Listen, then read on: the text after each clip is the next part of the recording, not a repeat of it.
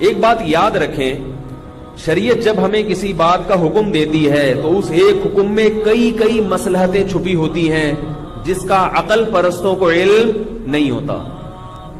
عقل پرستوں کہتے ہیں یہ کیا ہے، لیکن اگر آپ اس کی گہرائی میں جائیں گے تو آپ کو ایک حکم میں کئی حکمتیں نظر آئیں گے۔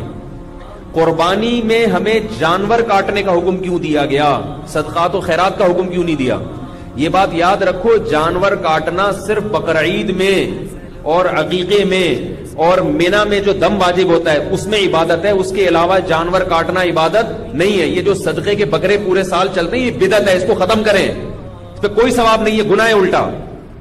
اسلام میں صدقے کے بکرے کا کوئی تصور بولو بھائی نہیں ہے، کہیں بھی نہیں ملتا کسی صحابی نے بکرا کاٹا ہو صدقے میں، لیکن آپ بکرا ہی کاٹ کے دے رہے ہو، اس کا مطلب ہے آپ کا یہ نظریہ ہے کہ بکرا کٹنے سے بلائیں دور ہوتی ہیں، یہ نظریہ غلط ہے۔ اور اگر جانور ہی گوشت کھلانا ہے تو پھر گائے دیں۔ مدرسوں میں لوگ بکرے دے رہے ہیں، او بھائی مدرسے میں 20,000 کا بکرا تم دے رہے ہو، اگر 20,000 کی گائے دے دیتے وہ مدرسے کے طلبہ 2 مہینے کھاتے بیٹھ کے، بکرا 2 دن میں ختم ہو جاتا ہے۔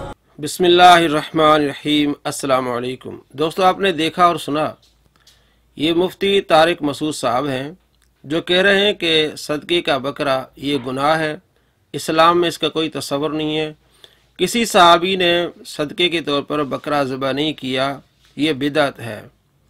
دوستو آج میں آپ کو 5 حدیثیں سناؤں گا، فیصلہ آپ نے کرنا ہے کہ کس طرح مفتی صاحب اپنی جہالت لوگوں میں پھیلا رہے ہیں۔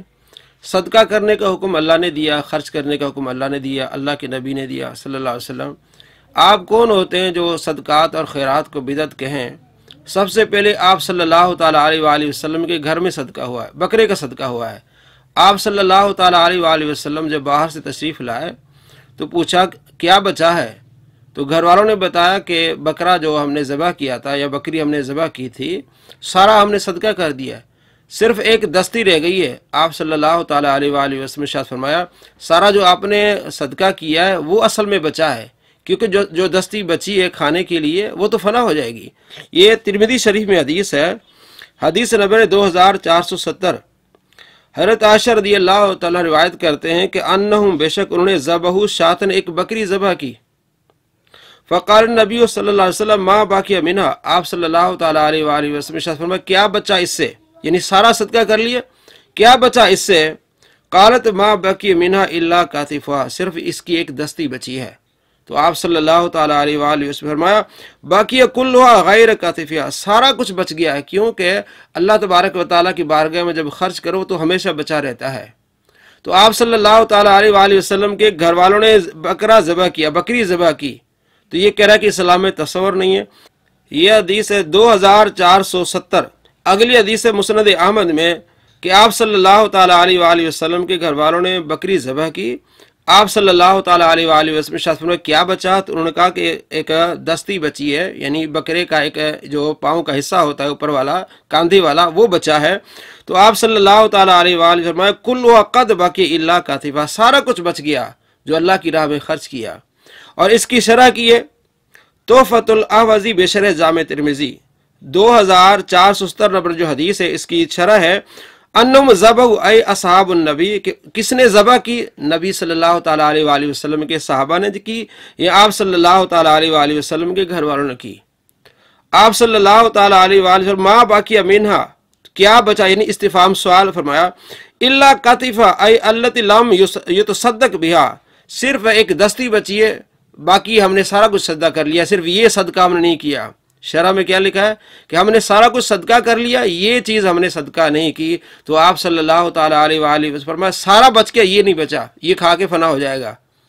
آپ صلی اللہ تعالیٰ علیہ وآلہ وسلم کے گھر والے بکری ذبح کرتے ہیں، اس کو صدقہ کر دیتے ہیں، یعنی صرف ایک دستی رکھتے ہیں، اس کے علاوہ ساری چیز، ساری بکری جو ہے وہ صدقہ کر دیتے ہیں۔ اور موصوف کہہ رہے ہیں کہ اسلام میں کوئی تصور نہیں صدقہ کرنے کا، بکرا صدقہ کرنے کا، یہ گناہ ہے اور بدعت ہے، صرف قربانی کے لیے اور عقیقہ کے لیے کیا جائے گا۔ دیکھیں آپ صلی اللہ تعالیٰ علیہ وآلہ وسلم کے گھر میں بکری ذبح ہو رہی ہے اور اس کو سارا صدقہ کیا جا رہا ہے۔ آگے حدیث دیکھیں بخاری شریف 1494 نمبر حدیث ہے، آپ صلی اللہ تعالیٰ علیہ وآلہ وسلم گھر میں تشریف لائے تو فرمایا کیا کچھ کھانے کو ہے؟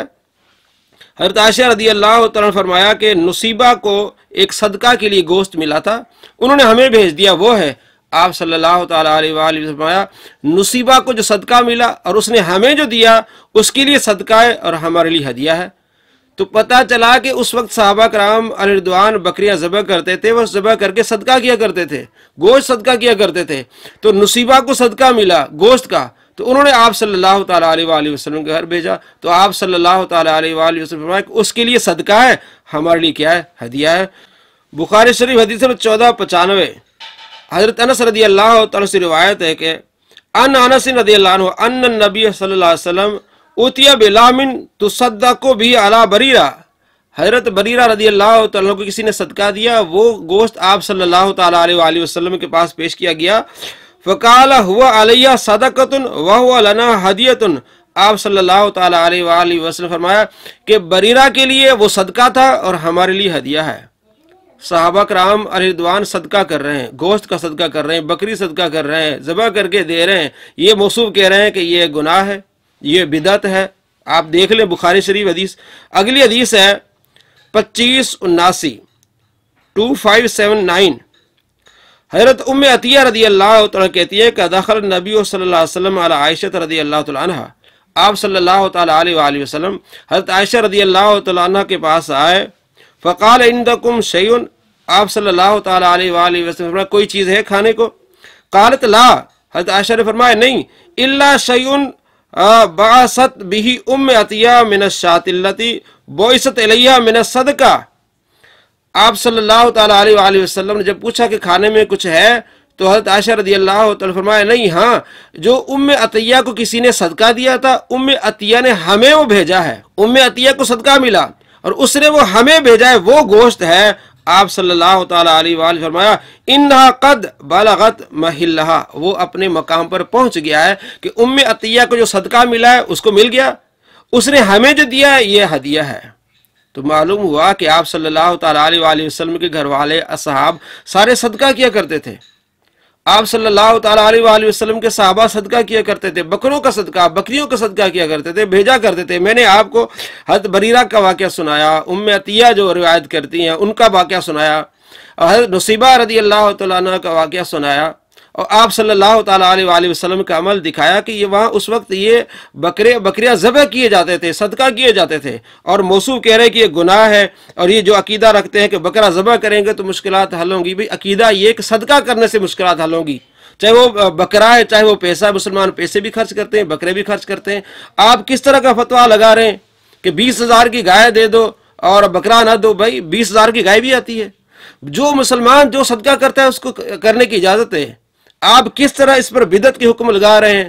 دوستو آپ کو میں نے احادیث سنائی، 5 حدیثیں سنائی، ترمذی شریف سے میں نے حدیث آپ کو سنائی 2470، اور اسی طرح 24,240 نمبر حدیث میں نے آپ کو مسند احمد سے سنائی، اور 2,579 بخاری شریف سے سنائی، 1495 بخاری شریف سے سنائی، اور 1494 بخاری شریف سے سنائی۔ ان تمام احادیث اور اس کے علاوہ کثیر احادیث جسے ثابت ہوتا ہے کہ صحابہ کرام رضوان ذبح کرتے تھے بکریوں کو، اور وہ صدقہ کیا کرتے تھے، پیسے بھی کرتے تھے اور بکری بھی کرتے تھے، تو یہ جائز ہے۔ موصوف نے بدعت کا حکم لگا کے اور گناہ کہا، اس نے کہا یہ اسلام اس کا تصور نہیں، یہ گناہ ہے، نعوذ باللہ من ذالک۔ احادیث سے ثابت ہے۔ حضرت بریرہ رضی اللہ تعالیٰ عنہ، حضرت ام عطیہ رضی اللہ تعالیٰ عنہ، ان کی میں نے آپ کو یہ حدیثیں بتائی جس میں ان کو صدقہ کیا گیا، گوشت دیا گیا۔ اگر یہ منع ہوتا تو آپ صلی اللہ تعالیٰ علیہ وآلہ وسلم وہ گوشت ہی نہ کھاتے، آپ صلی اللہ تعالیٰ علیہ وآلہ وسلم بتا دیتے کہ یہ گناہ ہے، اور موصوف کہہ رہے گناہ ہے۔ اگر گناہ ہوتا تو کیا آپ صلی اللہ تعالیٰ علیہ وآلہ وسلم فرماتے یہ ان کے لیے صدقہ ہے اور ہمارے لیے ہدیہ ہے؟ آپ نے اجازت دی، شریعت ہے، اور یہ کہتا ہے شریعت میں اسلام میں کوئی تصور نہیں ہے۔ کس طرح کے فتوے لگائے جا رہے ہیں دوستو، کوئی بدعت نہیں ہے۔ آپ کوئی بھی صدقہ کریں، چاہے بکرے کا ہو، چاہے بکری کا ہو، چاہے گائے کا ہو، کوئی بھی صدقہ کرے اللہ تبارک و تعالیٰ قبول فرمائے گا۔ اس طرح کے فتنے اور اس طرح کے فتووں سے اللہ تبارک و تعالیٰ امت مسلمہ کی حفاظت فرمائے۔ السلام علیکم ورحمۃ اللہ وبرکاتہ۔